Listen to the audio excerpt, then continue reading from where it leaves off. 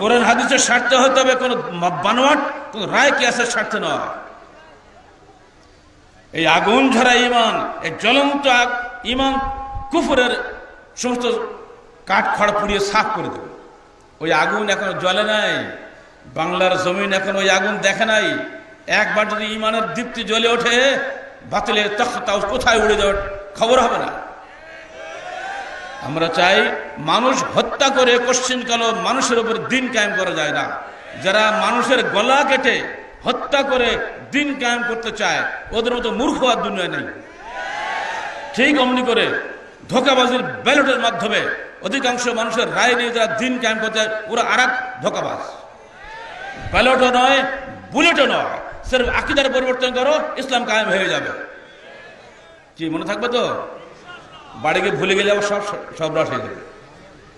ব্যালটও হবে না, বুলেটও হবে না, সির্ফ আকীদার পরিবর্তনের ইনশাআল্লাহ কাজ হবে।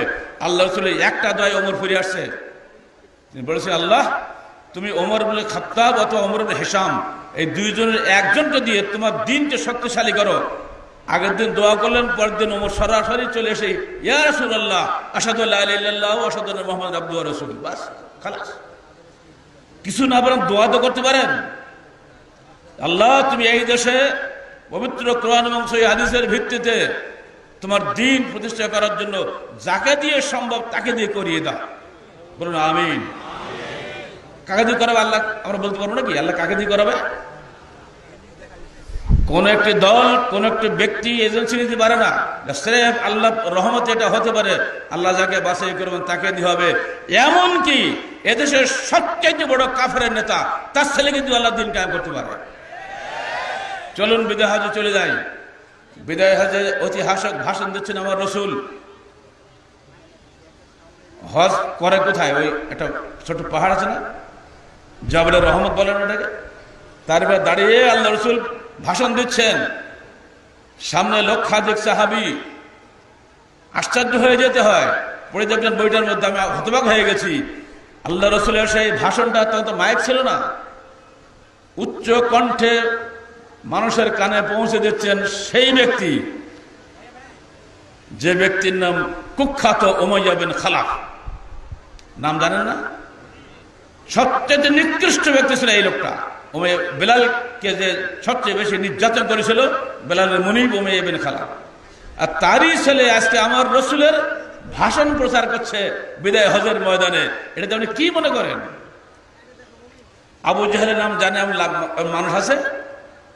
আবু জেহেল মক্কা বিজয়ের দিন এসে সরাসরি ইসলাম কবুল করছে এবং জিহাদের ময়দানে চলে যাচ্ছে। ইয়ারমুকের ময়দানে বলছে, হে মুসলমানরা শুনে রাখো, 2,40,000-এর বিপরীতে আমরা মাত্র 40,000।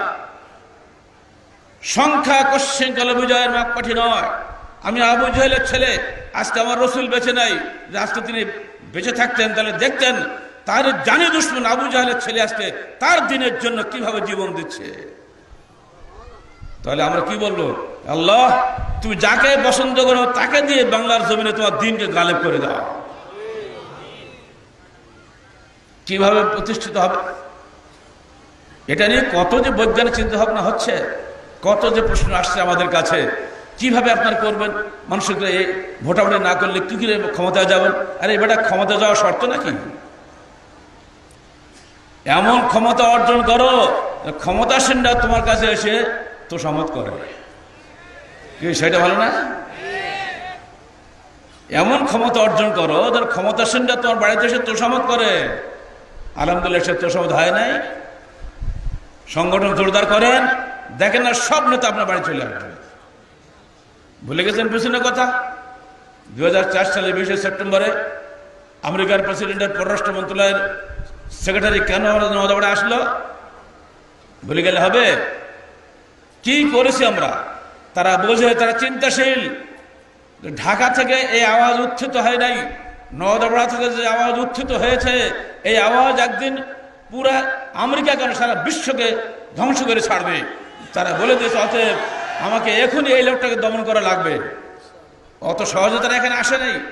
3 দিন ধরে বারবার ফোন করে অনুমতি নিয়ে তবে আমার কাছে আসছে।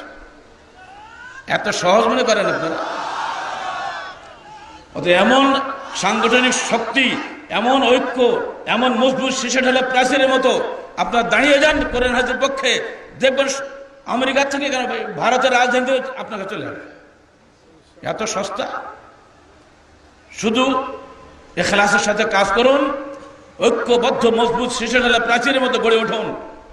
বিভিন্ন ফতোয়া ফারাজ দিয়ে আপনাদের ঐক্য ভেঙে দেওয়ার চেষ্টা করা হচ্ছে, সাবধান। আহলে হাদিসে যে ঐক্য গড়ে উঠেছে, এই ঐক্য, এই ধরনের ইসলামী তাবলীগী ইজতেমা এর আগে আপনাদের জীবনে কখন দেখেছেন? বাতিল কাঁপতে শুরু করে দিয়েছে। আর এজন্যই আপনারা যাতে আর এখানে কখনোই না আসেন তার ব্যবস্থা করা হচ্ছে। ডাইনে বামে তাকাবেন না, আল্লাহর রাস্তে মূল বিষয়টা বোঝার চেষ্টা করুন। আল্লাহ কি বলছে শুনুন, তোমাদের জন্য উত্তম আদর্শ নিহিত আছে তোমাদের রাসূলুল্লাহ সাল্লাল্লাহু আলাইহি সাল্লামের কাছে। এর দ্বারা কি মনে হয় যে আরো কারো কাছে আছে? তাই কি হয়? যদি আপনি ধর্মীয় ক্ষেত্রে আহলে হাদিস হন, রাজনৈতিক ক্ষেত্রে আহলে নেত্রী হন, কি বলে একটা কি অর্থনৈতিক ক্ষেত্রে আহলে ইহুদি হন, তা আপনি 3 খোদার অনুসারী হয়ে গেলেন। আপনি এক খোদা হলো? খোদা কিন্তু বলা যাবে না, বলছে আপনাদের কারণে।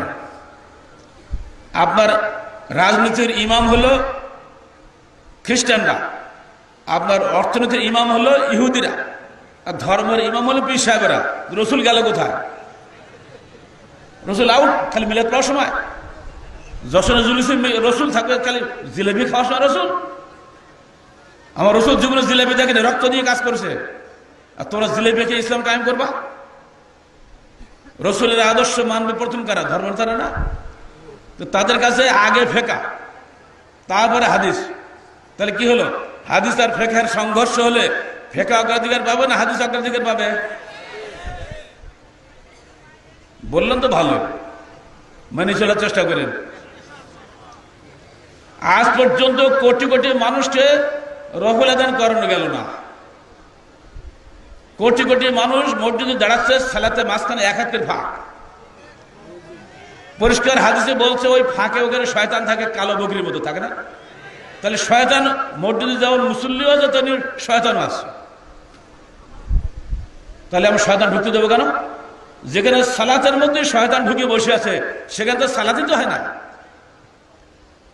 সালাত শুরুই করছি বেদাত দিয়ে, নয়তো রসুলিল্লাহ তাআলা বারাকাত। আল্লাহ যেন আরবি বাংলা বোঝে না। সালাত নষ্ট করেছি দলাদলি করে, সিয়াম নষ্ট করেছি দলাদলি করে, এমনকি আজানটাও নষ্ট করেছি আমরা দলাদলি করে। 8 ঘন্টা 1 ঘন্টা আগে আকপিস। কোন জায়গায় এই দাড়ি টুপিওয়ালাদের ঐক্য নাই। এরা ইসলাম কায়েম করবে? ঐক্যের একটা মৌলিক নীতি হবে, আসুন কোরআন এবং সহিহ হাদিসের আলোকে জীবন গড়ি। পবিত্র কোরআন এবং সহিহ হাদিস হচ্ছে ঐক্যের মানদণ্ড। আপনারটা যদি সহিহ হাদিসের বিরোধী হয় ছেড়ে দেন, আমারটা যদি বিরোধী হয় আমি ছেড়ে দেবো। এমনি করে তো মুসলমানদের মধ্যে ভাই ভাই ঐক্য হবে না। যে আপনি আপনারটা জিদ করেন, আমি আমারটা জিদ করি, তো কখনো কিছু ঐক্য হবে? জীবনে হবে না। অতএব মৌলিক বিষয়টা আসুন, আপনি আদর্শ কাকে মানছেন? আমার রসুলকে। কিভাবে মানছেন? সার্বিক জীবনে না কোন একটি জীবনে? আগে সিদ্ধান্ত নেন। আমরা বলি আমার রসুল আমার সার্বিক জীবনে আমার আদর্শ। আপনারা কি বলেন? এমনকি পেশাব পায়খানা করবো সেখানে আমার রসুল আদর্শ। মাথার টুপি খুলে দিলাম, চুল দেখছেন না? দুদিকে ভাঁজ করা আছে না? মাঝখানে স্মৃতি আছে না? এটাও রসুলের আদর্শ। বাঁকানো যাবে না। প্রতিটি জায়গায় আপনার দেহের দিক তাকালেই বোঝা যাবে এই লোকটা কি। এখানে যদি হয়, এই জন্য আবু জাহেল বলছে, এই তোরা কিরকম, তোদের নবী কিরকম রে, ই পেশাব পায়খানা কথা বলতে বলে। আবু জাহেল চমকে, এটা কি নবী? জবাব দিয়েছিল, হ্যাঁ আমাদের নবী এমন নবী যিনি পায়ের নখ থেকে মাথার চুল পর্যন্ত আমাদের ঠিকঠাক করে দেয়। আপনারা অনেক সময় রাগ করেন, সামনে দেখা হলো অনেকে টুপি খুলে দেয় না, এই মাদুর টুপি হঠাৎ একজন এক এক সমস্যা ধরে ফেলি। কেউ মোসাফাকের বুকে হাত লাগায়, কেউ মাথা ঝুঁকায়, কত আদর দেখায়। দেশে চলবে না। দেনান দেওয়ার সংশোধন হতে হবে। আগামীকাল করবো তা হবে না। যখন আপনার সামনে সমস্যা দেখবেন, হাদিস বিরোধী কোনো আমল, তখনই তাকে বুঝাবেন বাবা এটা অন্যায়। এমনি করে তো সমাজ গড়বে। এবার আসুন একটা মিলাদের হাদিস, মিলাদের কোরআন বলি। কোরআন মিলাদ কোরআন আছে, তাই না? আছে, দলিল দিচ্ছি আমি। সূরা আহজাব 40 নম্বর আয়াত, এটা মিলাদের আয়াত। এদেশে এমন কোনো মিলাদ হয় না সেখানে আয়াতটা পড়া হয় না। আমি যে মিলাদের কাছে সুর দিয়ে পড়ি তা আপনার তো জিলিবান দিয়ে বলবেন। আয়াতটা পড়ে দিই, সবাই জানে। মা কানা মুহাম্মাদুন আবা আহাদিম মির রিজালিকুম ওয়ালাকিন রাসূলুল্লাহি ওয়া খাতামান নবিয়্যিন। কি এটা মিলাদের আয়াত না? এটা বলা পরে তার বালাগাল উলামে কামালে শুরু হয়। আমি ছাত্র জীবনে মিলাদ পড়ে পাল্লা করেছিলাম আরমন মাদ্রাসায়। আমার ক্লাসে 26 জন ছাত্র ছিল, 16 জন আহলে হাদিস, 10 জন হানাফি। এই বস, আমি মিলাদ করবো তোদের সাথে। জিলেবি নিয়ে, আমি খুব মিষ্টি ঘর লোক, কিন্তু জিলেবি দেওয়ার শর্তে মিলাদ করবো। একটা জিলেবি দিয়েছি, এমন সুর দিয়ে মিলাদ করলাম। তো ভাই, আপনি কিন্তু আমাদের হানাফি হলে আপনাকে আর পীর বানিয়ে দিতেন। তোর হানাফি হবো না, পীরও হবো না, মিলাদটা জিলেবিটা দিয়ে আগে। মিলাদ কিন্তু আমরা জানি, পড়ি না। এই আয়াতটাকে কোথায় নিয়ে চলে গেছে? এটা খেলনার বস্তু বানিয়েছে, এটা জিলাপির আয়াত হয়ে গেছে। আল্লাহ বলছেন, মা কানা মুহাম্মাদুন আবা আহাদিম মির রিজালিকুম, মুহাম্মদ তোমাদের কারো ছেলের বাপ না, কোন ব্যক্তির পিতা নন। ওয়ালাকি রাসূলুল্লাহ, তিনি আল্লাহ রাসূল। খাতামুন নবিয়্যিন, নবীদের শেষ। এইখানে গিয়ে তিনি যে শেষ কিনা এটা নিয়েও ইখতিলাফ। যদি আল্লাহ নবীর শেষ নবী কিনা, এখানেও মুসলমানরা এক হতে পারে নাই। হ্যাঁ, উনি বড় নবী, শেষ নবী নয়। বড় পণ্ডিতরা এই ব্যাখ্যা দিচ্ছে, কারণ খাতামর আংটি। এই জন্য আমার রসুল ব্যাখ্যা দিয়ে গেছেন। রাজশাহীতেও কাদিয়ানীদের দলবল আছে, ঢাকায় বড় মার্কাজ আছে, নামগুলো ইসলামের নাম বানাইছে। সরকার কাদিয়ানীদের সমর্থক। ইসলামপন্থীরা বারবার বলা সত্ত্বেও তাদেরকে এত বাতিল করে নাই। শুনে দেখেন ভালো করে, কাদিয়ানীরা কাফের, কাফের, পরিষ্কার কাফের।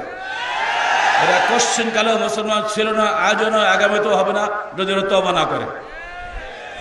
যারা আমার রসুলকে শেষ নবী মানে না, তারা আদৌ কোনদিন মুসলমান হতে পারে না। আল্লাহকে আল্লাহ বলার জন্য আবু জেহেলের যথেষ্ট তোমার দরকার নাই, ঠিক না?